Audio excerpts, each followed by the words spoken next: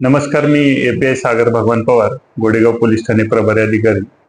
Godegaon police स्टेशनच्या हद्दीमध्ये बऱ्याच ठिकाणी चोऱ्याचे प्रमाण वाढलेले होते. त्या अनुषंगाने आमची वेळोवेळी पेट्रोलिंग आणि गस्त पण सुरू होती आणि असे काही गुन्हे दाखल झालेले आहेत. त्या गुन्ह्याच्या तपासादरम्यान आपल्याला आपल्या गोडेगाव पोलीस स्टेशनला जो 26/5/2026 ला जो गुन्हा दाखल होता, गुन्हा रजिस्टर नंबर होता 117/2026. या गुन्ह्याच्या तपासादरम्यान आम्ही घटनेची माहिती मिळाली त्यावेळी तात्काळ आमच्या सर्व टीमने घटनास्थळी भेट दिली आणि ज्या ज्या तिथं परिसरातील CCTV कॅमेरे असतील किंवा आणि काही तांत्रिक विश्लेषण केलं आणि हे करत असताना आम्हाला त्या आरोपीची माहिती मिळाली आणि आरोपीला आम्ही काही तासातच त्याला ताब्यात घेतलं. आरोपीला ताब्यात घेतल्यानंतर चोरीला गेलेल्या गुन्ह्यातील मुद्देमाल, दागिने आणि रोख रक्कम याबाबत तपास केला आणि ते आम्ही त्याच्याकडून त्याला अटक करून जवळपास 3 दिवस पोलीस कस्टडी घेऊन त्याच्याकडून हस्तगत केलेले. यामध्ये काही रोख रक्कम आणि दागिने होते, जवळपास 50,000 रुपये रोख रक्कम आणि दागिने होते, ते आपण हस्तगत केलेले आणि आरोपीला परत न्यायालयीन कोठडी मंजूर केलेली.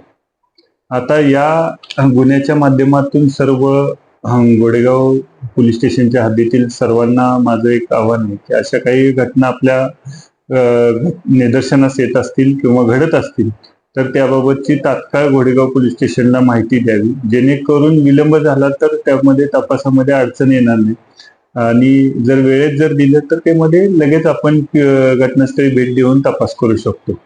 दुसरे एक मला या माध्यमातून आवाहन करायचं आहे की आपल्याला पोलीस तपासाला एक महत्वाची मदत तांत्रिक तपासामध्ये आपल्या परिसरातील CCTV कॅमेऱ्यांची होत असते.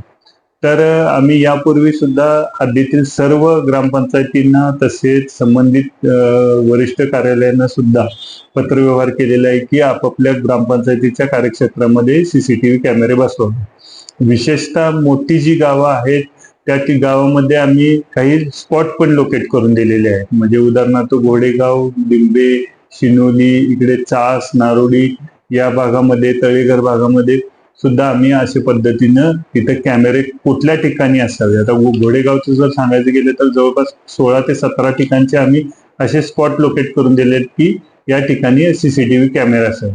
तर माझी सर्व विनंती आहे की लवकरात लवकर हे CCTV कॅमेरे बसवावे, जेणेकरून आम्हाला तपास काम करताना सुद्धा त्याची एक चांगली मदत होऊ शकते आणि कुठलाही गंभीर प्रकार किंवा गंभीर घटना सुद्धा होणार नाही आणि ते CCTV नियंत्रणाखाली राहिल्यामुळे या सर्व गोष्टींना देखील आळा बसू शकतो. एवढंच मला सांगायचं. धन्यवाद.